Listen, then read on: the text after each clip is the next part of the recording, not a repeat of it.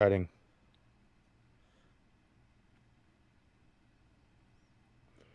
I got some things I'm hot and heavy about today, guys. So bear with me.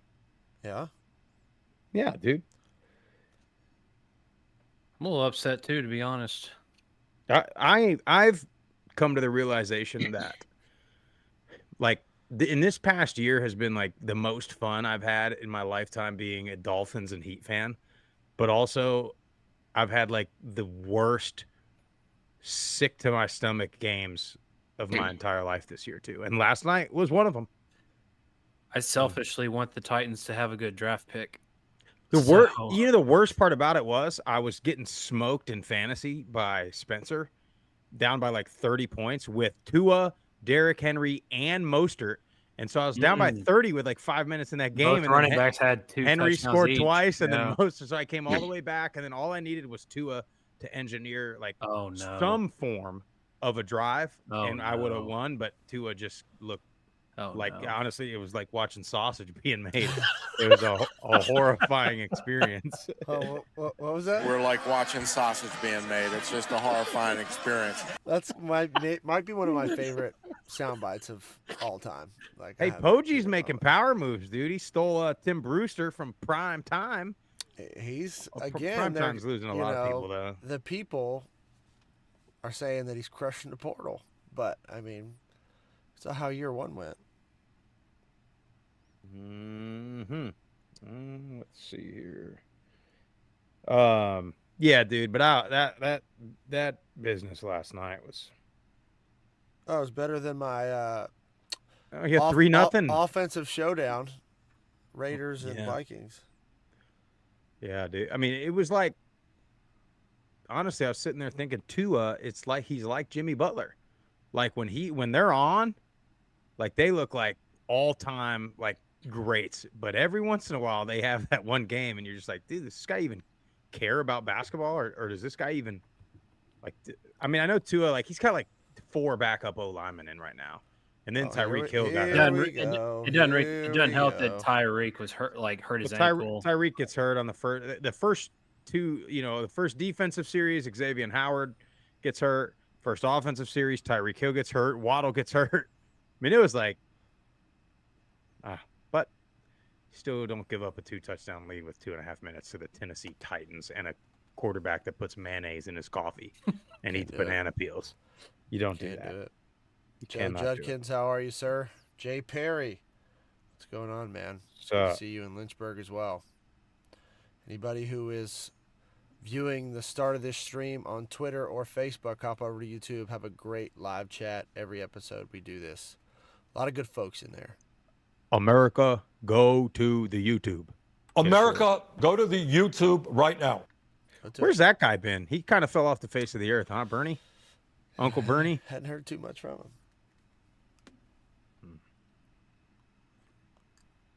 him. How? We ready to kick this thing off or what? Yeah, Jeff, I'm ready when you are, my friend. Hold on, let me get a swig. I'm ready when you are, buddy.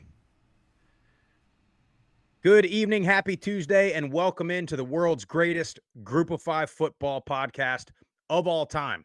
This is the Group of 5 guys. If you're new here, if you don't know what we're all about, our goal is to be the voice for the Group of 5 football programs that the mainstream sports media will not be. We need every single one of your help to do that. We need you to follow us on all the social platforms at Group of 5 guys. Go to YouTube, Apple Podcasts, Spotify, wherever you get your best podcasts. Subscribe to the channel. Give us a 5-star rating and a review. Leave a comment, even if it's a bad one.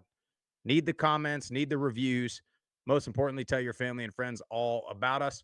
Or you can go to groupof5guys.com and get you some Group of 5 guys swag. Also, though, going back to following us on the socials, big giveaway coming up to celebrate 10,000 Twitter followers. On this show, we're going to make our best attempt to, I guess, preview these bowl games. We don't know who's playing. We don't know who's coaching. We don't know if these games are even going to happen at this point in time. We're going to talk about the transfer portal. We're going to talk about NIL. We're going to talk about the coaching transfer portal. Plenty more where that came from. Hope you enjoy the show.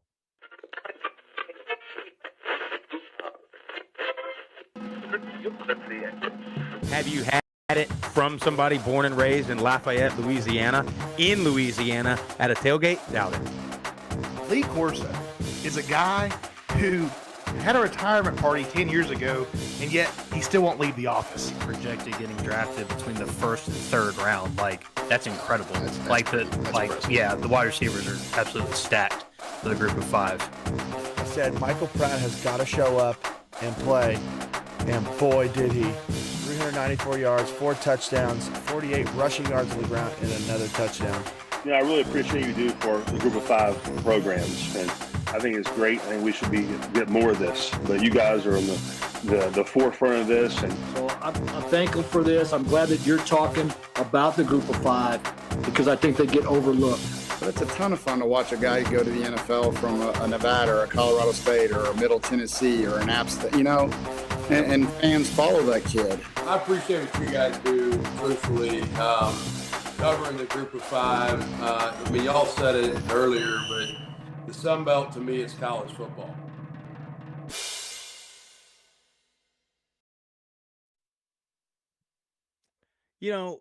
Bowl season used to be one of my favorite parts of the college football season. Multiple games every day. You could sit there in the office at work, catch a game at 11 a.m. on a Wednesday morning while you're pretending to, look at a spreadsheet or whatever you're trying to do. But now, bowl season has just become, honestly, I don't know what to make of it because, we've been for a few years now. We've been getting the, XYZ team didn't want to be there because the playoff or whatever. They weren't motivated to play. But now you're just getting so many opt-outs. You're getting so much transition happening during the bowl season. Not that anybody ever really knows what's going to happen in these bowl games, but now, I don't know what the turning point was, to be exact, but I don't know what to think. I really don't know what to think of these bowl games. Some of them I'm like, okay, I'm looking at it. I'm thinking, okay, both teams should be fired up to be there. Some of them I'm like, both teams probably don't care. Some of them I'm thinking they don't have a quarterback. They don't have a coach. They don't have any. I don't know what to make of it, guys. I'm reluctantly still looking forward to it because obviously for me, more football, the better. But I'm a little nervous we're going to have some bad football. Yeah, it's going to be interesting to see. A couple teams, 2 quarterbacks are in the transfer portal. So it's like, what, you're going to your young freshman quarterback that hadn't played a snap? So, on one hand, it's going to be interesting to watch and see what these matchups are, especially when you got the group of 5 versus the power 5 matchups. We're usually pretty fired up about it, but you got some of these, on both sides, like 8 to 10 guys are in the portal. That just affects your team so much. And I got to pose a little question here. It almost seems like the transfer portal has overtaken the bowl games. So my question is, has, the aura and just the activity in the transfer portal, is that more important now than the bowl games themselves?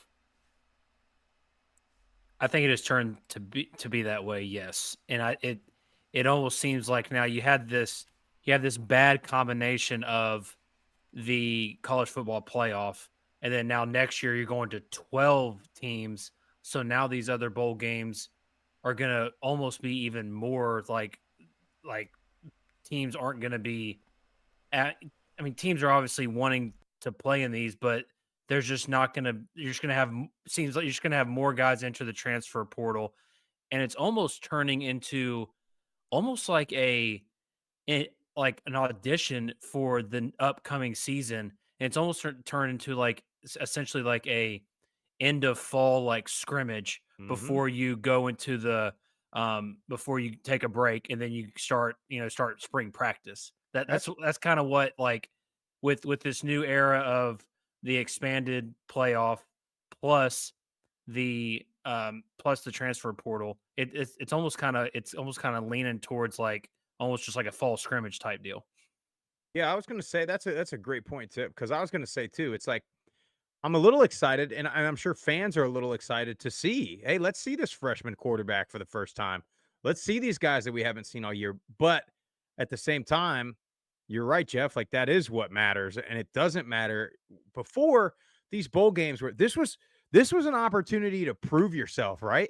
This was your opportunity to, hey, I'm in the MAC. Hey, we can beat a Big Ten team, or we can beat a team from Conference USA or the American or whatever it is.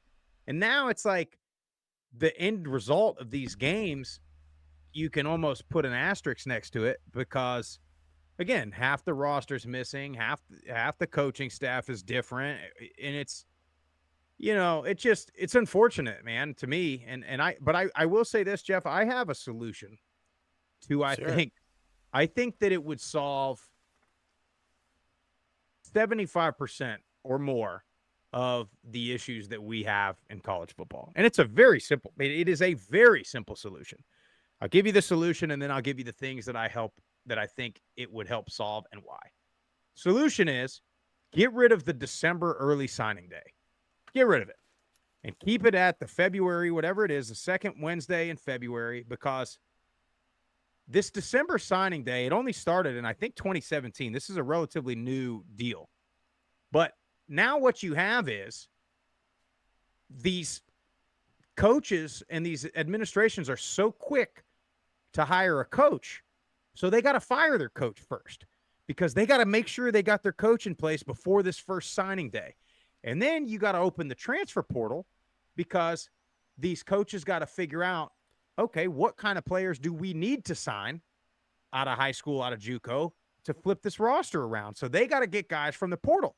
So now with the portal and with the coaches going everywhere, now you got guys opting out of bowl games, and you got teams going into bowl games without their head coach, without half of their assistant coaches. So I think that one thing, just eliminating that early signing period, and then it also, I'm gonna get real deep in the weeds. You go back to did y'all hear what Tom Brady was saying about, even in the NFL, like it's just the play is just not as good.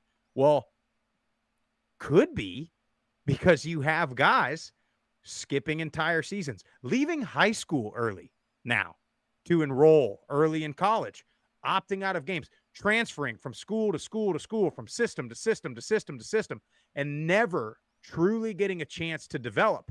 And then they go to the NFL, and God knows the NFL coaches and GMs are quick to pull the plug on a guy after a bad rookie season.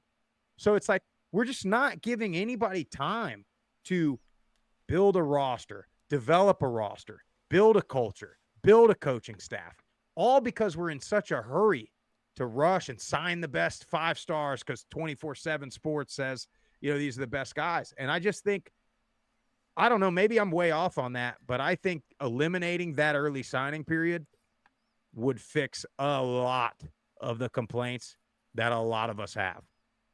No, I agree. digress. No, I agree. I think that's a great idea. I don't see, maybe some coaches can let us know, or people who got a better beat on it of why it's so important to have that December signing day. I can't see any benefit of it.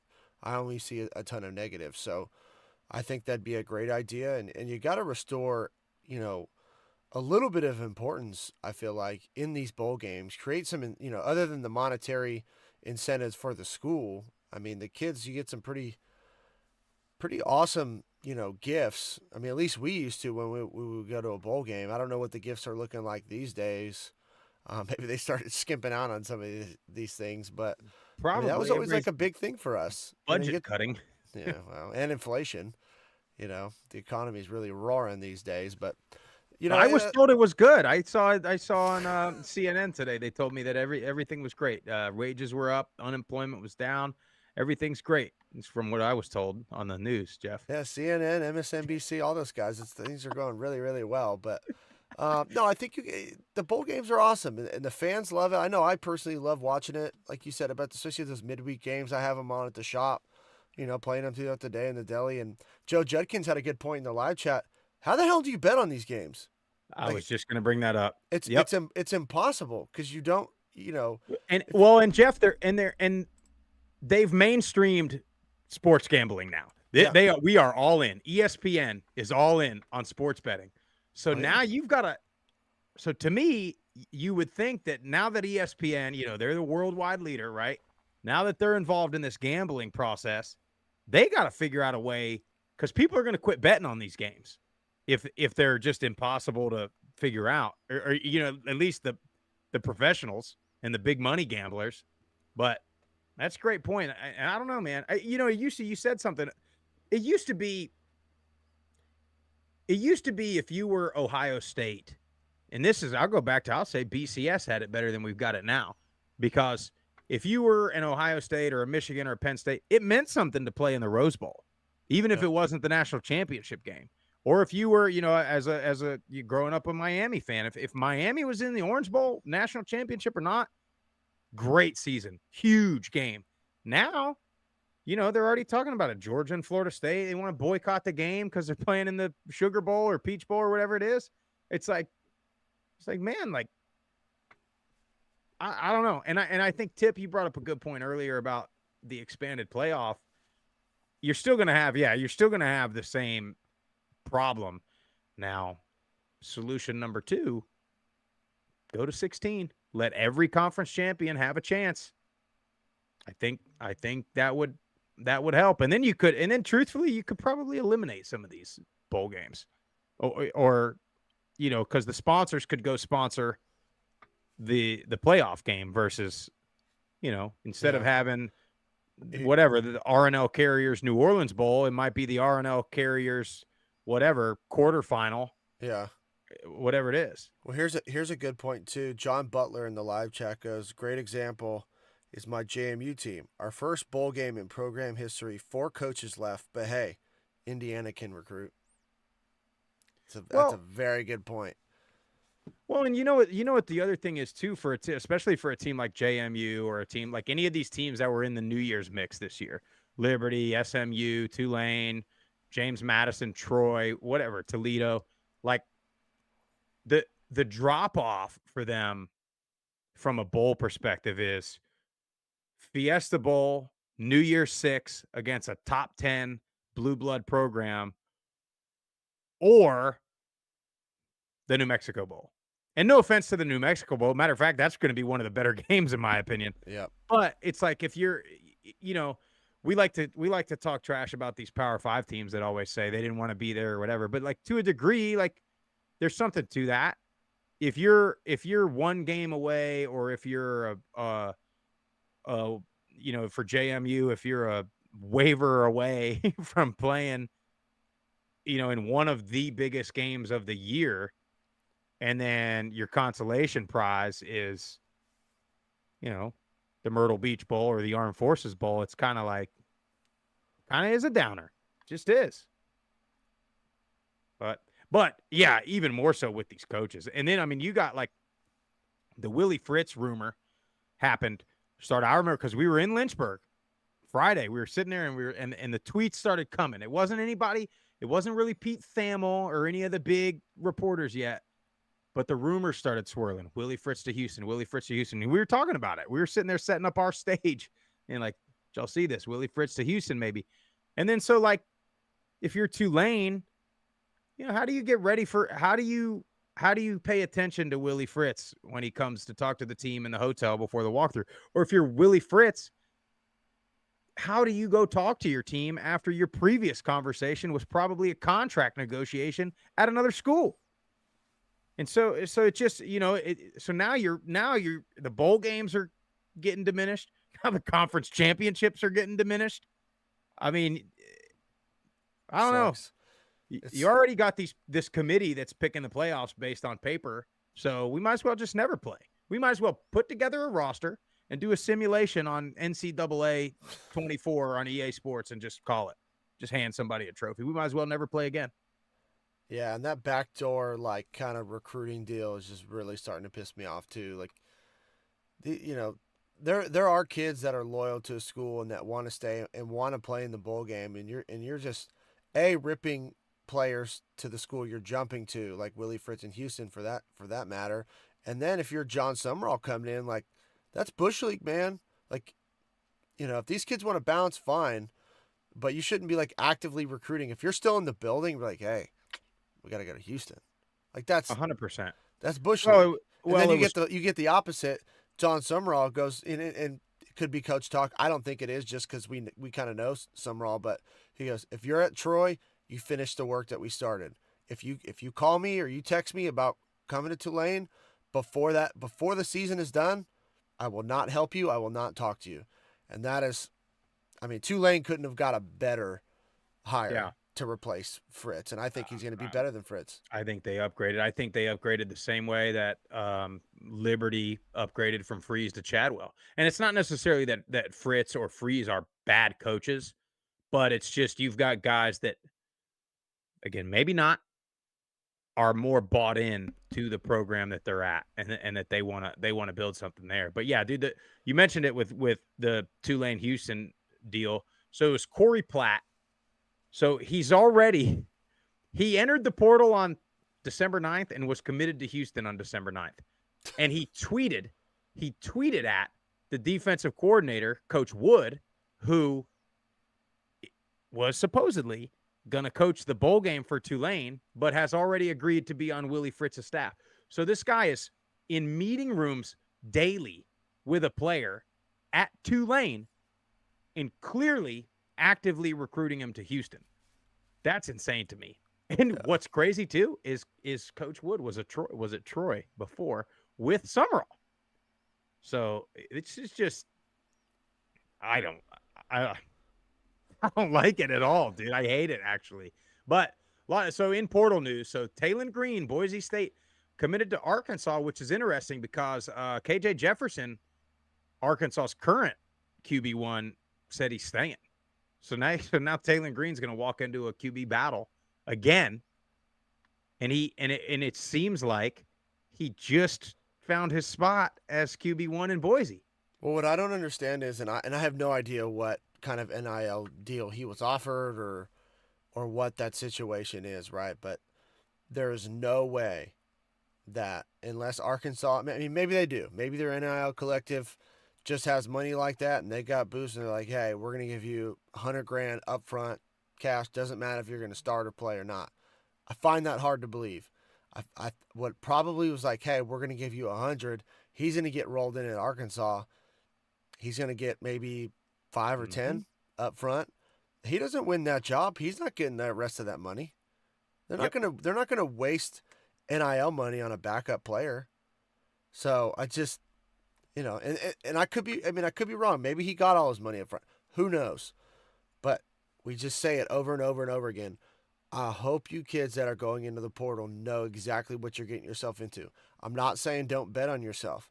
All I'm saying is if your ultimate goal is to go to the NFL, you need film, you need tape. If you're a starter at Boise State, which is a group of 5 blue blood, you just led them to a championship game. Like, what more film do you want? You can come back next year and have a whole nother set of 12, 13 games, keep your draft stock high, maybe even boost it, and then go to the NFL. You're going to get hundreds of thousands of dollars from your agent. You go to Arkansas and sit the bench, you're not getting drafted, pal. You're not even in the conversation. Well, the crazy thing is, and the stats don't lie. I mean, we saw Colton Korn over at Liberty had the data, had the spreadsheet. You are more likely to get drafted or get a camp invite if you are an all-conference group of 5 player than if you transfer to a Power 5. And so if you're Talon Green, like, you're probably going into next year as a preseason favorite to be offensive player of the year, let alone all conference. So like, and then perfect example, Michael Pratt, perfect example. Now he's going to go to the Senior Bowl. He gets the very first invite for this year's Senior Bowl, and he's going to ball. But either way, like, you're hearing Michael Pratt. I promise you would not be hearing his name as much as you're hearing it had he transferred to wherever. Whatever school he probably had options to go to, but he stayed, had another great year, and his name's going to be in lights, and he's going to go to the Senior Bowl, have a great week down there, and he's going to get drafted. When he gets drafted, he's probably going to have a great career. But, fortunately for him, he stayed where he's at. But, you also, what you have is, I'm seeing these guys they're finally getting caught out on Twitter. I didn't even know this was happening. You got, quote unquote, NIL agents for these kids now. And it's like, and I look at them, and most of them are like, look like they're younger, our age or younger, 2,000 Twitter followers.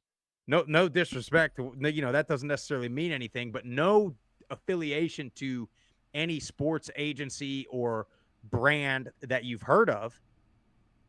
And they're scamming kids, man. And what also is happening too is now that you have these agents, handling these kids, and that's what they're doing. They're handling it. They're driving up. They've created a market now for NIL for players, specifically quarterbacks, and I think that's why you see. I think I saw a stat. I think there's like 70 something, maybe even more, quarterbacks that are in the portal. There was like 100. Yeah, I thought. I mean, it's wild, but what they're doing is they're squeezing all these NIL collectives, driving up the market. I think overinflating the market for all the players, really, and that's ultimately hurting the Group of Five collectives and the Group of Five schools, because now it's like, you had an all-conference quarterback and a school hits him up and they're like, I can give you $100,000. It's like most Group of Five collectives can't do that. They can maybe offer half, if that. So it's just shady business all the way around, man. It really is. Well, and they're not gonna have the kids' best interest, and wait till February, March. These kids got to pay taxes on and claim this income that they got, and they're not going to know how to do it. They're going to be going back to the collective saying, "Hey, I need more money to pay this or whatever," and they're not going to have it, and it's going to be bad, dude. This is like mob stuff. I mean, honestly, this is like you're going to be going back to the hand that fed you, looking for more. I mean, oh man, it's just bad. It's just bad, and you've taken away. Not that I've never been one to say these are like innocent little kids. Whatever. You're 18, 19, 20, like you're grown up. You just haven't experienced a lot of things, but unfortunately, these guys are just getting like, they've got the worst kind of people in their ear, and there's big dollar signs that they've never seen before, that most of them, most of their families have never seen before. So it's hard. It's hard to say no to something like that. Well, they've also never seen it either, because the agents aren't putting it in front of them. They're not ever going to see it. They're promising. Yeah, I can get you 125, 150. Yeah. So just be careful. Well, so let's run through these. So Taylon Green from Boise going to Arkansas. Did you guys know Adam Vinatieri Jr., kicker, Ball State in the portal? I had no idea. I mean, that guy's got to have a clutch gene. Kai Horton, Tulane's quarterback, which that's interesting to me. You kind of would have thought it would be his job going into this year, but he's transferring.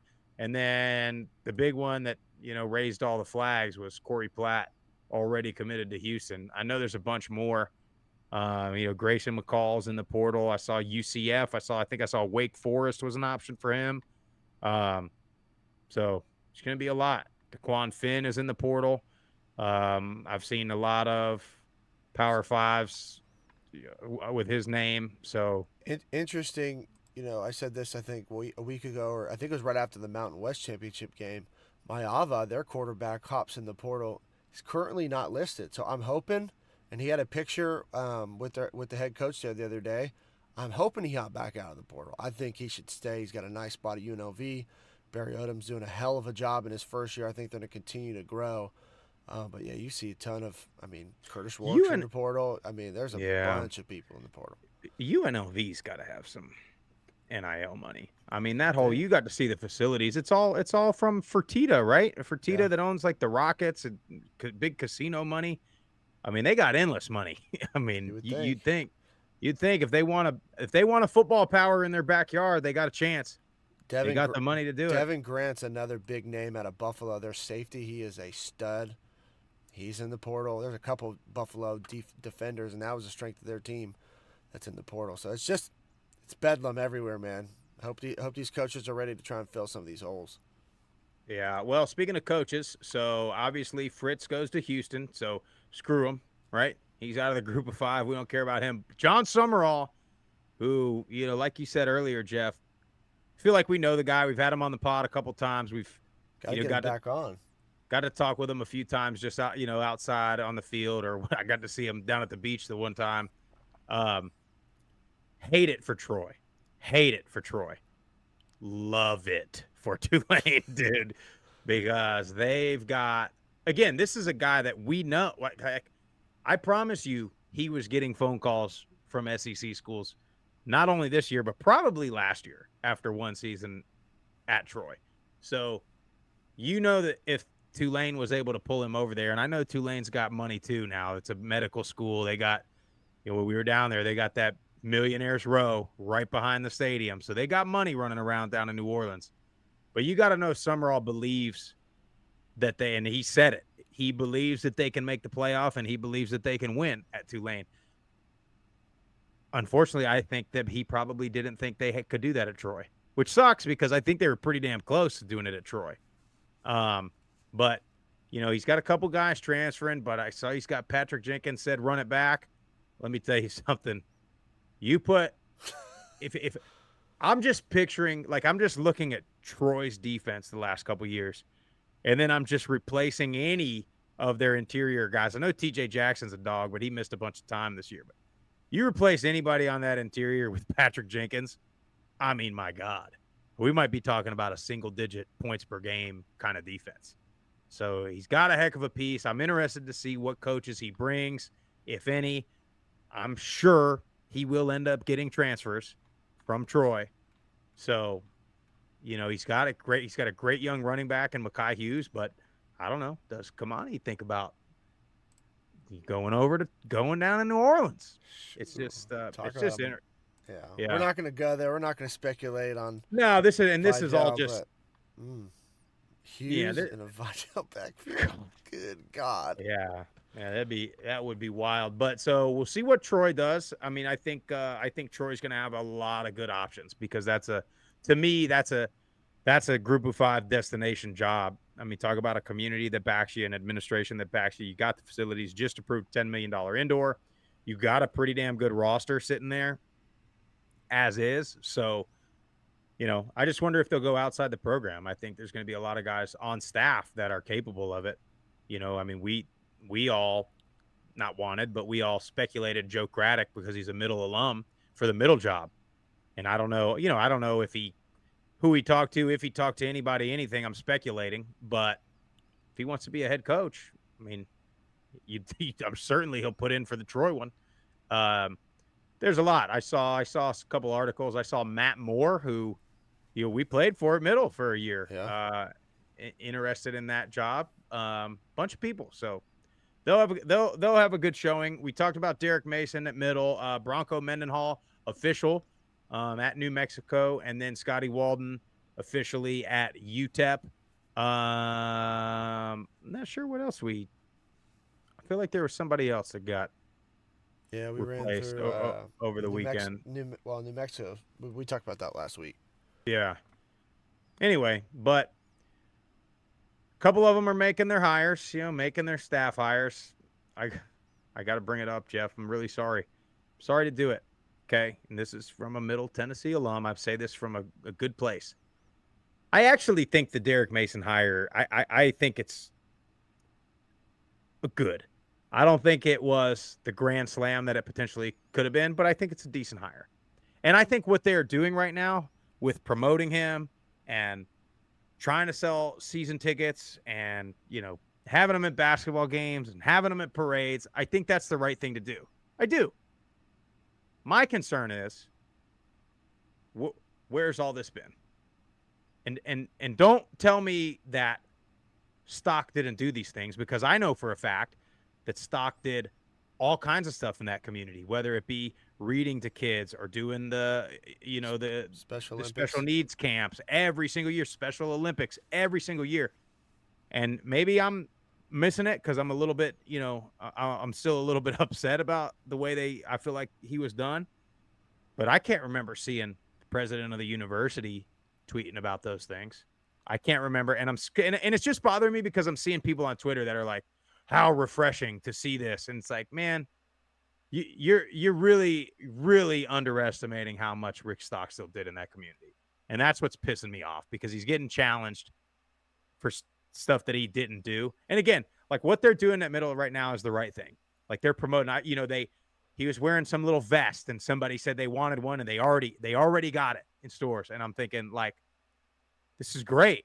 This is what we should have been doing. This is what every school should be doing. But again, I told you this on the phone, Jeff, like Stock one day wore that all white sweatshirt that he used to wear on the sideline for the first time. And I remember seeing it on Twitter. People saying, I need one of those. But I never saw it in a store. I never saw anybody say it was available. So, like, these are things that they're doing now that, again, like, finally we're doing them. But it's just pissing me off a little bit that it took – these are things that they were, like, blaming stock for. And, you know, it's stuff that doesn't take money or resources. It just takes a little effort to promote and to tweet and, you know, to support. And this is, again, man, I mean, this is the president of the university, dude. So, like, I never seen that guy tweet in 20 years. He's all over that damn Twitter this week. Sure so is. it's just, man, it comes, again, it comes off. I'm glad you're doing it, yeah. but it looks like you're spiting the guy that you just fired, and that's what I think is bullshit. It comes off as disingenuous, and you know, obviously we love stock, and we don't want to spend a ton of time on this. We've hit it the last couple of weeks, but you know, want Mason to do great. You know, give him the resources that stock was asking for the last 18 years, and I think the program will be successful. You know, Massaro came out and said, that's the athletic director, we didn't give stock enough. We're going to give Mason these resources. Okay, great. I hope you do. I hope this realignment that you've talked about with the president, with the athletic department on down is for real, and you're going to start making some strides. I hope so. Yep. So we'll see. We'll see where it goes. We don't have time, do we, Jeff? No, not this episode. I got more. Okay. All right. Hey, we could do an off-season episode, an entire episode on the whole situation because it's applicable. It's applicable to other schools. There are a lot of schools. It's not just middle. So we'll unearth some stuff, I think. You sure? I just give me 2 minutes, Jeff. Give me 2 minutes. I just want to address the people that are saying about the local recruiting. I think it's a great idea to recruit local, right? I think, you know, everybody watched 30 for 30 on the U in the 80s, and they talked about the state of Miami, and everybody was like awakened to this thing about recruiting local. I do think you need to try to get the best players. However, I don't think that you can just simply say recruit Murfreesboro and Middle Tennessee and think that that's going to solve problems, because yes, it's a decent recruiting ground, but you're not probably going to get the 4- and 5-star players to go to Middle, especially when the community itself and probably most of their high school coaches aren't the biggest supporters of Middle. They're going to go to Tennessee or Alabama or Georgia or Kentucky or whatever. So just be careful, because a perfect example of that is FIU. I've been talking about it. 90% of their roster is from Miami, Florida, or Fort Lauderdale, Florida, or West Palm Beach, Florida, which is arguably the best recruiting area in the country. It's not debatable that it's a better recruiting area than Rutherford and Davidson County. FIU has been terrible for a long time. So just be careful. That's all I'm saying. Just don't put all your eggs in, oh my gosh, the roster's local, and think that that's going to make it work. You got to get the right guys, whether they're local or not. That's all. That was it. Yep. That's it, Jeff. No, I agree. That's all. That was 2 minutes exactly. Amen. So bowl games, hard to pick. We don't know who's playing. We don't know who's coaching. But I kind of want to look at some of these games and just think about, like, you're looking at some of these sponsors, dude. Like, what are the gift suites looking like? That's what I want to know. I don't even, like, honestly, dude, credit to these marketing departments that sponsor these bowl games, because I've never heard of a lot of these places, and I'm going to know all about them after the next 2 weeks. Mm-hmm. So, I mean, like, obviously R&L Carriers, they've been sponsoring the New Orleans Bowl forever, but I don't understand, like, it's like a trucking company, right? Logistics company. So, like, what are they, you know, what are they giving to the players? What are the coaches getting from that? What did you guys get? Were you on that? You weren't on the team yet, were you? Were you on the team? I was on we went to the GoDaddy Bowl in Mobile, and we got the leather bag. I know about that leather bag. The GoDaddy does not fit in a overhead compartment, Jeff. Does not, especially if your zippers are broken and your shoes are falling out. But yeah, I got that bag, got the watch. It was like a GoDaddy watch. It was nice. Those were like the watch was like the big one. I feel like we got, I I can't even remember. I feel like those were the two big ones. I'm sure we got others. So we got a bunch of gear. Well, who was the other? Who was the other sponsor? Because GoDaddy's obviously the bowl like title sponsor, but there had to be like, so I wasn't on that team, but I was on the Armed Forces Bowl team, and that's like Lockheed Martin. I think it's still Lockheed Martin or Northrop Grumman or one of the big like military, weapon and aircraft manufacturers. But Radio Shack, for those of you that are maybe playing college football right now, you might not know what Radio Shack is, but it used to be a pretty good little electronics store. And so they were like the secondary sponsor. So that was the gift suite was like, you had like 5 tables. Is that how the GoDaddy Bowl was? Like you walked in the suite, there was like 5 tables, and each table was like a 1 point, 2 point, 3 point, 4 point, 5 point. You basically had a certain number of points that you could spend. And like a 5 point, like a 5 point item was like a flat screen or something like that. But then like a 1 point item was like earbuds. So you had like 5 points to spend. So you could get like a flat screen, or you could get like some earbuds, maybe some Beats, something like that. And then we also got like a $300 Radio Shack gift card. So that was a pretty good little gift suite. I think with my points, like I got like a Fossil watch, not bad, I think, and I got a couple other things, and then I think I ended up getting like the original Dre Beats headphones at Radio Shack. That'd be a good one. I'd be happy with those. That's a good gift. But I know sometimes like some of these kids are coming home with like recliners. I remember, and so my freshman year at Air Force, I didn't get to go to it, but they went to the Armed Forces Bowl, and I remember like a month or two later, a bunch of damn recliners showed up to the equipment room, and a bunch of players just got these big ass recliners, and I'm like, bro, we are in like 8x8 dorms with 2 roommates. Where are you gonna put that damn recliner, man?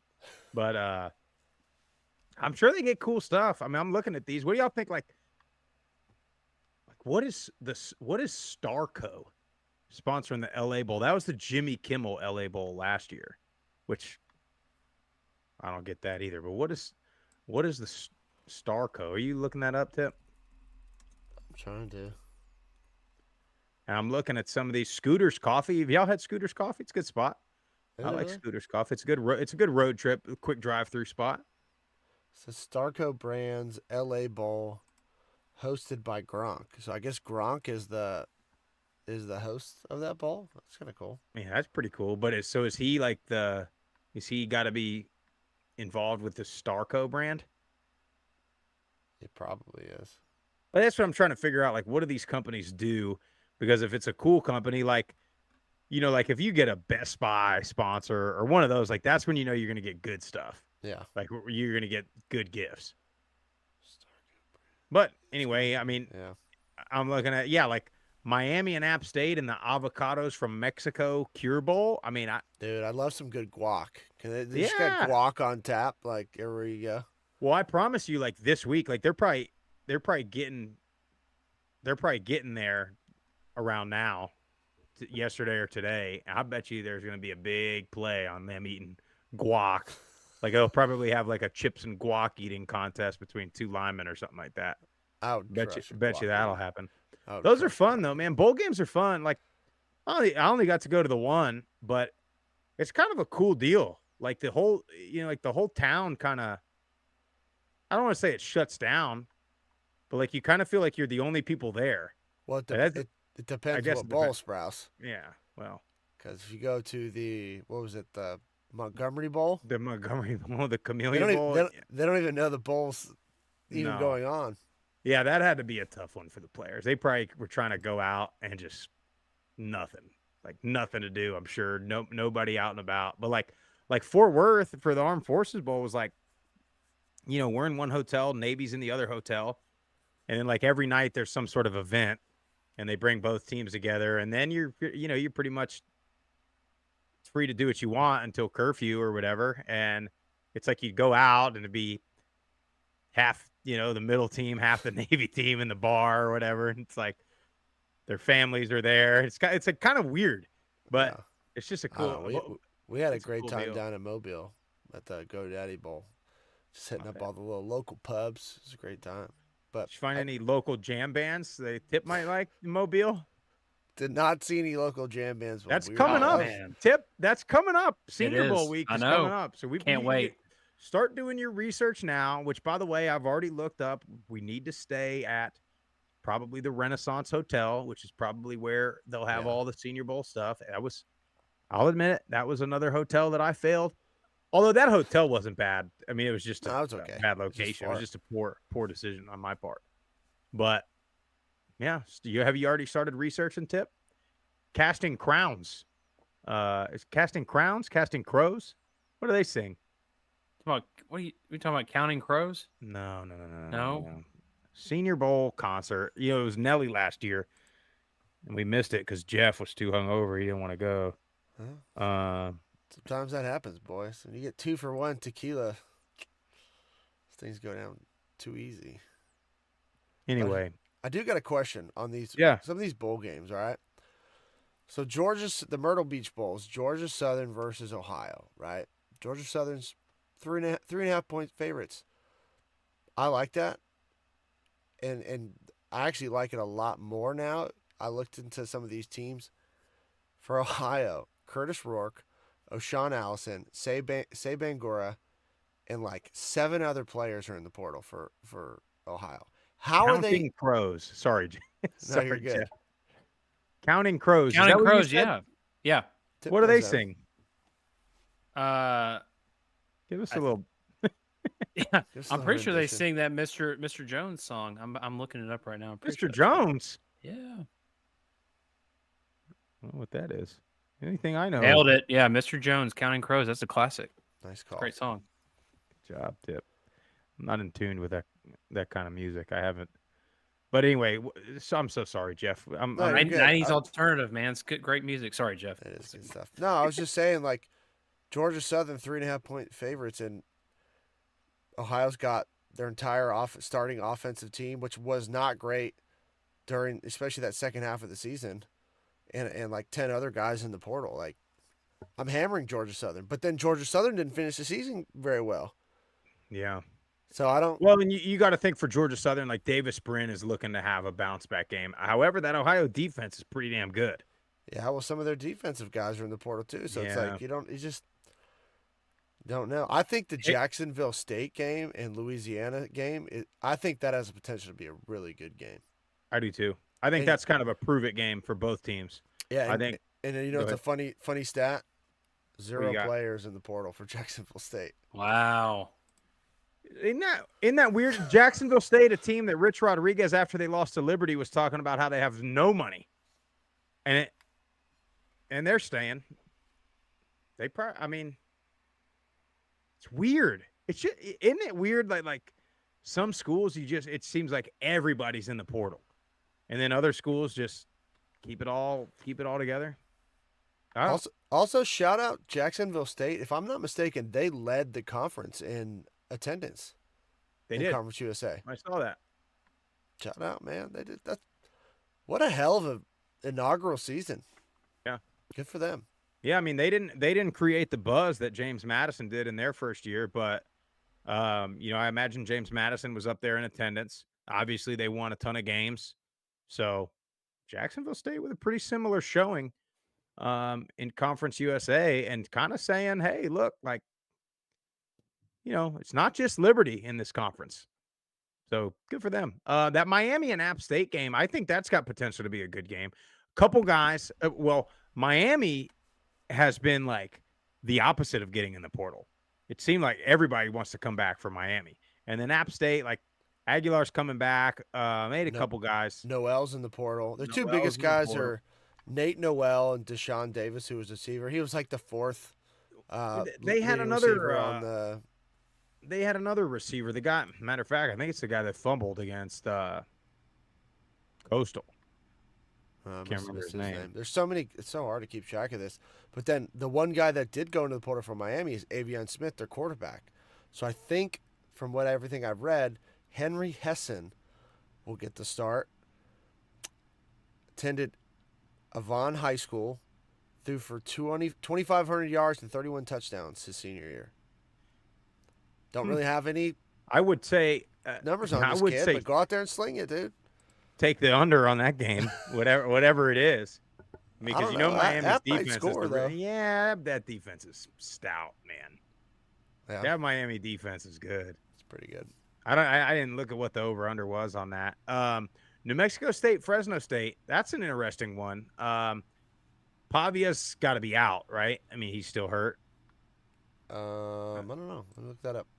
See if it's I can been a find couple something. weeks, and then Fresno just kind of fell apart towards the end of the season. So yeah, I believe Tedford's not coaching the bowl game because of health issues. Yeah, his health.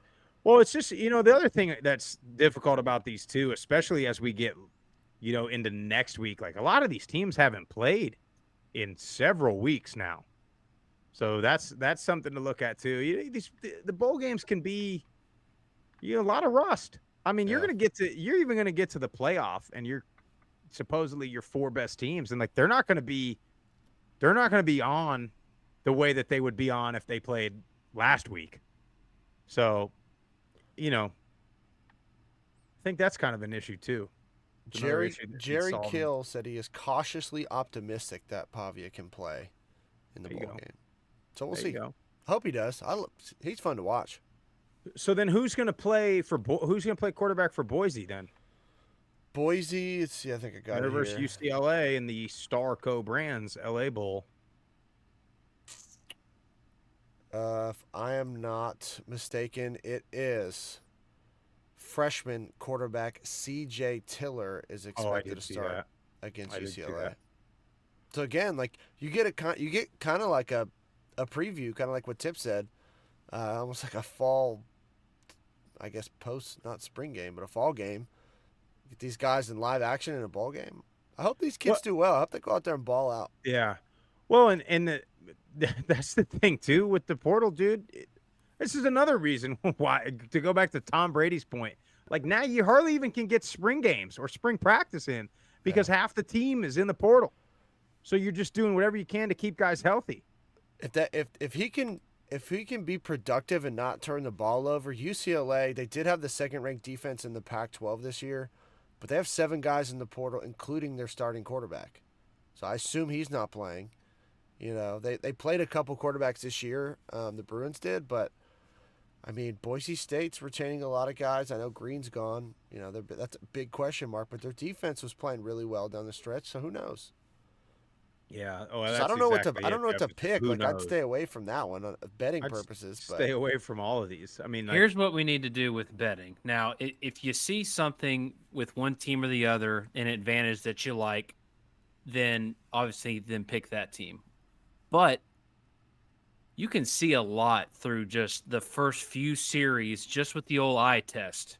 Yeah. And you can just keep looking at those live bets, those live lines, the live over-unders, because sometimes they'll update those numbers and they'll slip up a little bit on these apps, these betting apps. And you just trying to game the system here. Tip's a big live better. What happens is he bets before. His bets go the opposite way. He's like, I'm going to win my money back. So he starts hammering the live bets. Sometimes it works out. It does. Sometimes it works. Sometimes it doesn't. Because sometimes you're deeper in just the hole. because the first 4 or 5 series, for sure, that can obviously like completely switch if teams make adjustments and stuff. But just with the eye test, look at the first few series and just keep an eye on those live. Yeah, and just keep an eye on the live spreads, the live over-unders. Just something to think about during these games. You got Monday, Western Kentucky, Old Dominion in the famous Toastery Bowl, which that's the one that used to be the Bahamas Bowl, right? Yeah. It's in Charlotte. Everybody playing in that game? I saw Malachi Corley. He's a Senior Bowl guy. I was looking at that roster this morning. That's one I don't know I really don't know what to think of. And then here's, Tuesday, UTSA Marshall. Marshall is one of those teams where it seems like a lot of people are in the portal, especially their quarterback room. Fancher. And actually, I kind of wanted to talk about that with y'all. Did you see Charles Huff's comment on Cam Fancher? Yep. Like, what was it though? I can't remember specifically. They asked him about Cam Fancher entering the portal, and he basically said, yeah, he was pretty miserable here. Our fans hated him, and something like that. Which part of me thinks what he was trying to do is like, not, I don't want to say take a shot at the fans, but like something that we often do is like, pump the brakes on the way you're treating a guy. I think he 100% was taking a shot at the fans. He's not being well received right now. I think he's one that could have a little fire under his seat. I really do. Oh, he definitely does. They put out a statement. The university put out a statement that was it basically put out this whole paragraph on how they failed this year, but they're not going to fire him. Like it basically was like, we know this was bad, and like we're going to fix it, kind of. So, I mean, they fired the OC, but that's weird for him. And Marshall's one of those programs that, they got some history and tradition behind them, and so they're not gonna accept mediocrity. But again, when Marshall was, Byron Leftwich and Chad Pennington and Randy Moss, like it's a different world of football. And I don't know, Marshall, what's their NIL look like right now? I mean, it's impossible to compare what you used to be, a decade or two ago, because it's just such a different landscape. And now, anything you hear about tradition and history is pretty much out the window, because now it's all about the dollar sign. So, and then again, you can't, I mean, not that Cam Fancher had like the greatest year, but I mean, you can't keep quarterbacks if they have a good year. So, what do you do at a place like that? But yeah, I don't know. I mean, he was taking some shots. Huff was definitely taking, like, the Twitter sphere was unhappy with what he said. But they're always unhappy. They are. The Twitter, I mean, unhappy no matter what, Jeff. It's like you can't. I mean, you fire the coach. You want the coach fired, they fire him. You're all happy. But then you're already unhappy before they even hire the next guy, because you don't trust the president and the AD to hire him. Then they hire the guy. You don't like that.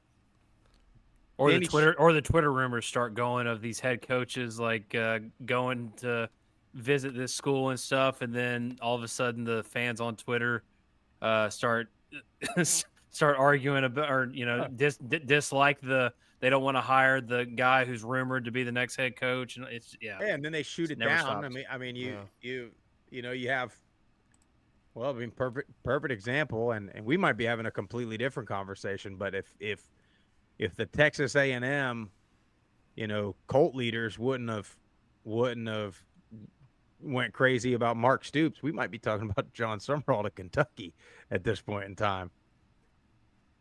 But God, that's what makes me really think that he thinks Tulane can, like, legitimately make and win the playoff, because he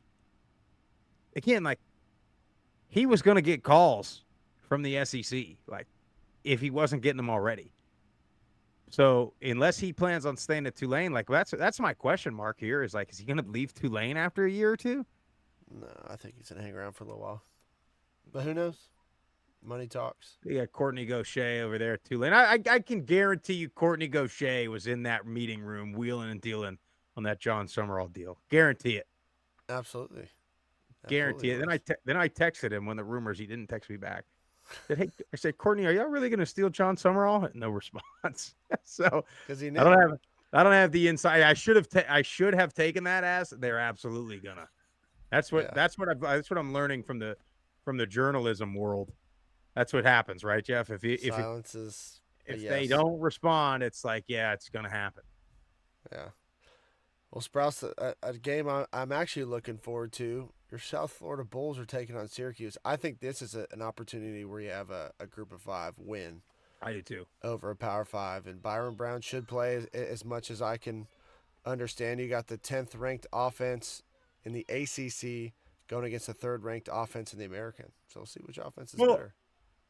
Excuse me. I think that's one of the things you do have to look at, like a team like South Florida, where It's where's the momentum, right? And that's the bowl games you can look at are the ones you want to watch. Like South Florida kind of they had a decent year, I think they at least met, maybe exceeded expectations in Coach Golish's first year. They got approved for the on-campus stadium, so their momentum's going up. So they're looking at this bowl game like, let's get another win. Let's go into spring with a lot of momentum. Let's go into signing period with a lot of momentum. Some of these schools, it's just like, we're just here. We're going to play in a game that really doesn't mean a whole lot. But I like that one. I like the Bulls in that game, Jeff. And then this is going into next week, but I don't know if we're going to do I don't know if we're going to get on here before, but then that Troy Duke game, Duke's lost everybody. Yeah, their quarterback's going to Notre Dame already.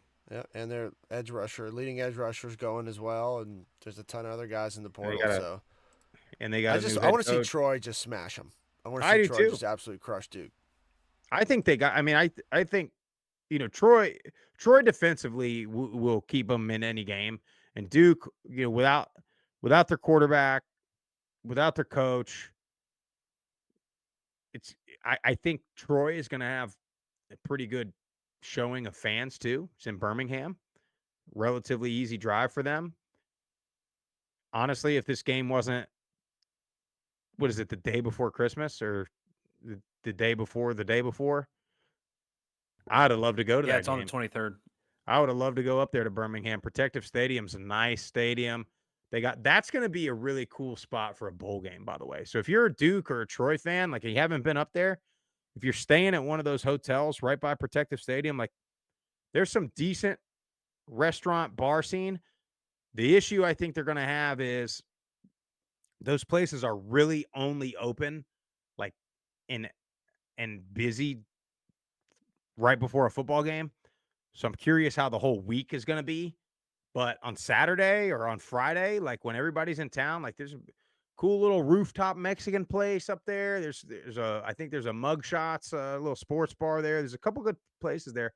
That's a cool little brand new area of town by Protective Stadium. Top Golf is right there. I could promise you they're going to be at Top Golf, Troy and Duke. You're going to have both teams up there, a bunch of idiots trying to swing golf clubs for the first time.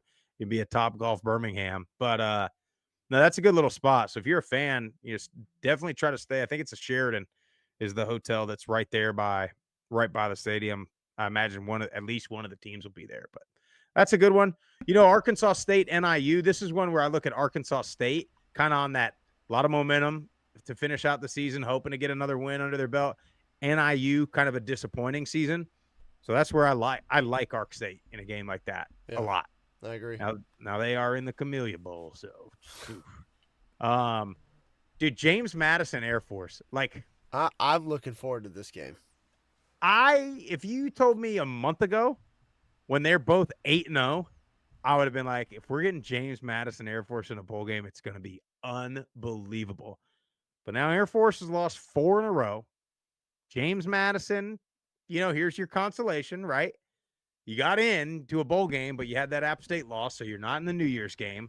But you've also lost your coach. Who, by the way, dude, that guy. I hope the James Madison faithful are like seeing his antics now from, he's not with them anymore, and they're starting to realize, like, God, he is so unlikable. Yeah, he is. I don't know why. I mean, what's his deal, dude? I don't get it. Drinking his own Kool-Aid. But yeah, Air Force. What about Trey Taylor winning the Jim Thorpe Award, right? Yeah. All-American. I mean, that's pretty damn impressive. Yeah. Pretty damn impressive about Air Force. I think him and then Miami of Ohio's kicker was that Lou Groza? Is that what that is? Kicker award. Mm-hmm. So that's pretty good. Pretty good on both of those guys. I think they were the only two to take home like the national awards. Georgia State, Utah State. I think both teams have not much momentum. Georgia State going out to Boise.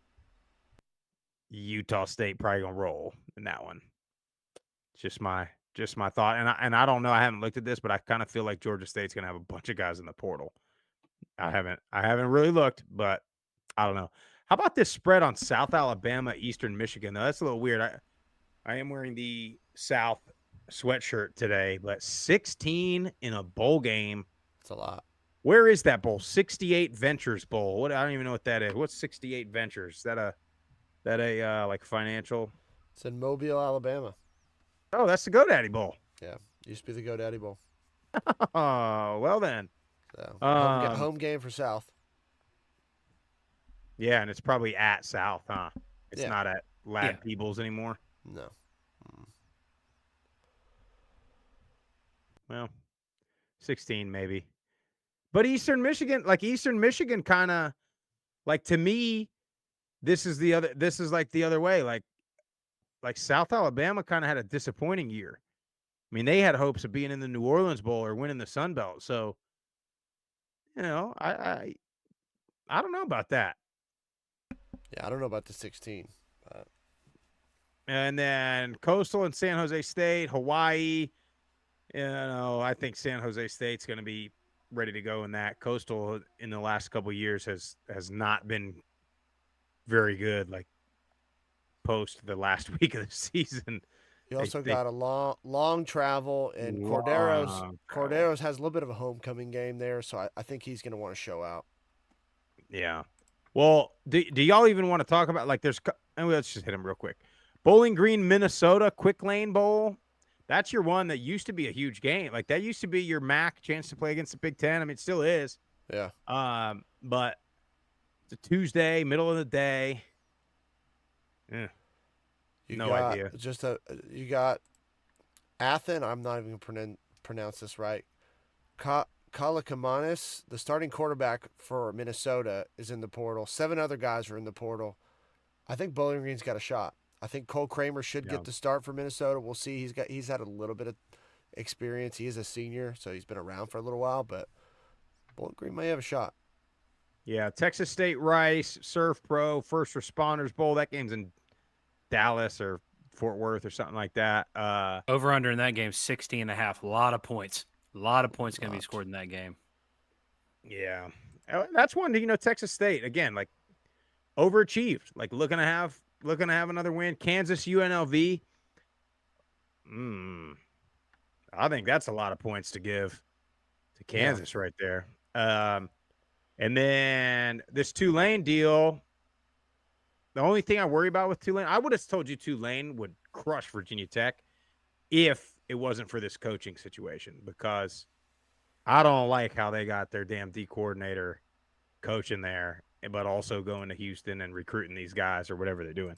Now, that being said, like, if Pratt and all these guys play, they got a chance. SMU, Boston College, forget about that. Future ACC matchup. Memphis with a home game versus Iowa State. I like that one for Memphis. And then Toledo, Wyoming. I like that game. It's unfortunate that you can only watch it on Barstool or the CW, I believe. And that's probably, if you're a player and you can't go to the playoff or the New Year's Six, I promise you that's the one they wanted. I can promise you. Other than the fact that it's like the day after Christmas. Or no, when is it? The week after Christmas. So it's like a New Year's. Yeah, it's on December 30th. Yeah. That's not bad, but I just know nobody wants to practice all the way through December. That's the thing that sucks, especially in Toledo or Wyoming.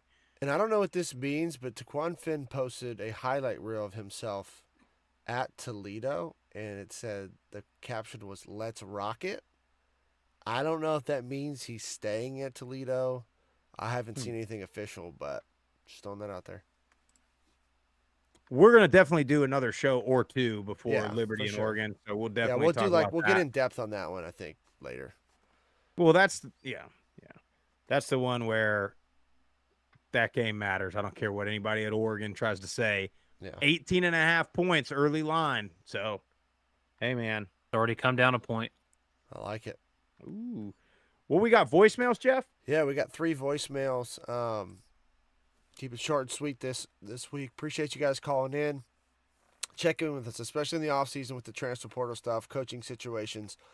Be our eyes and ears on the ground, at your favorite school. So give us a call, 615-900 4286. Give us your hottest take. If you just want to vent, get something off your chest, we are here for you. Let's get to our first caller.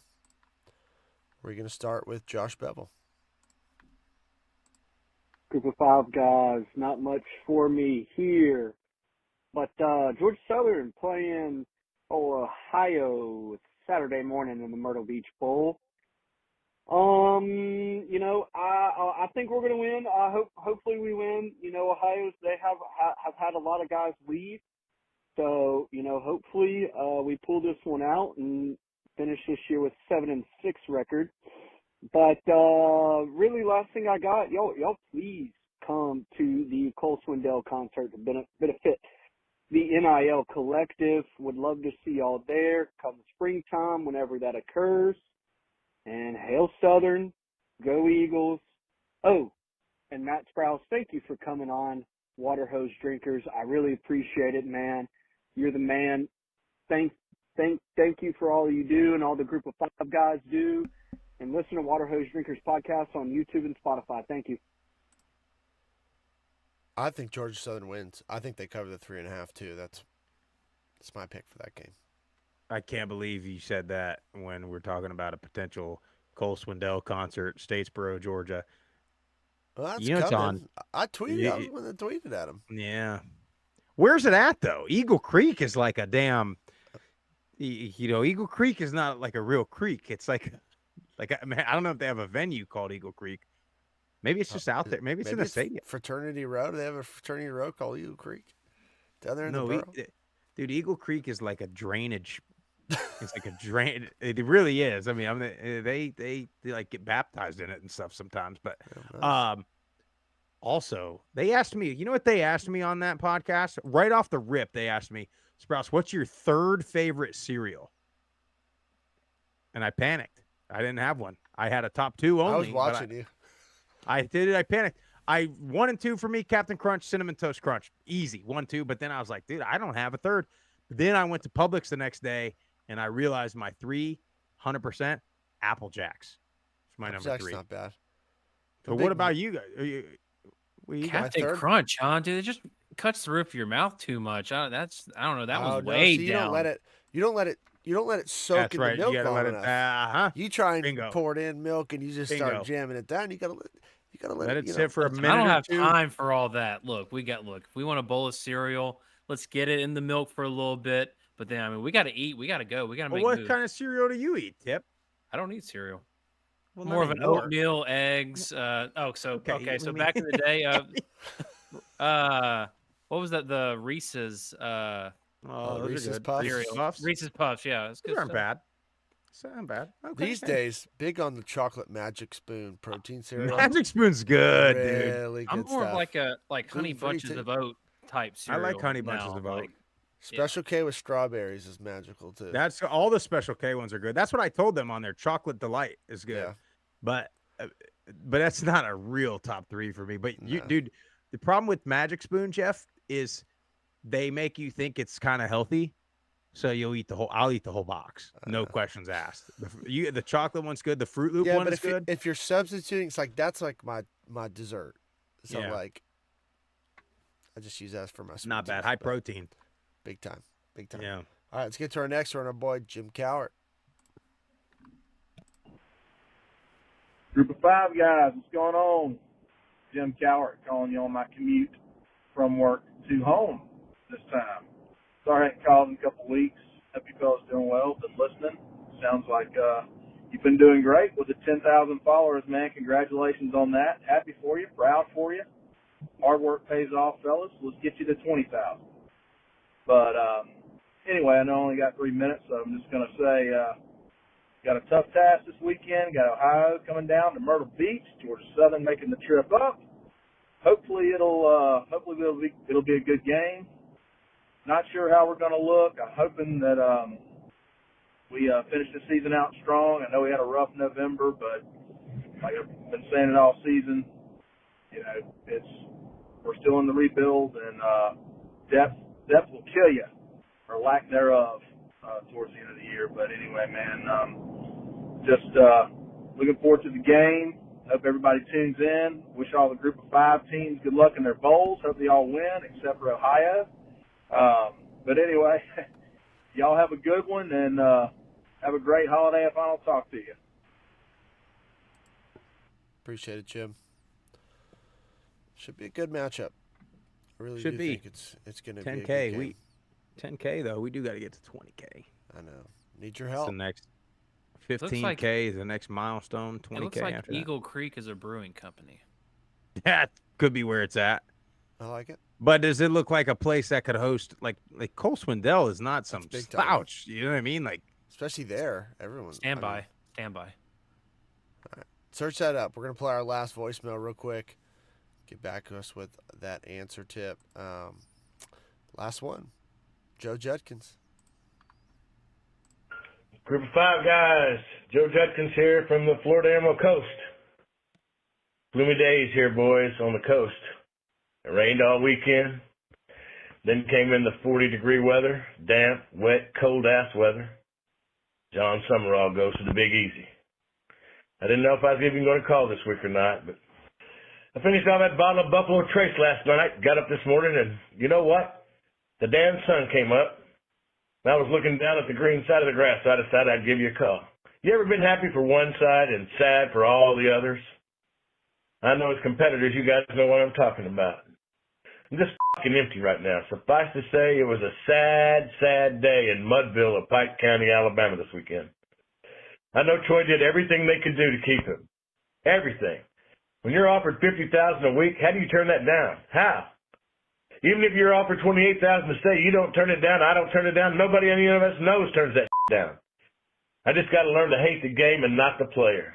Where our Troy coaches aren't working and that they're looking for work elsewhere, that their complete focus isn't on the bowl game, preparation, that the recruiting that could be getting done isn't getting done, and all because of the early signing period and that fucking transfer portal. That needs to be fixed right now.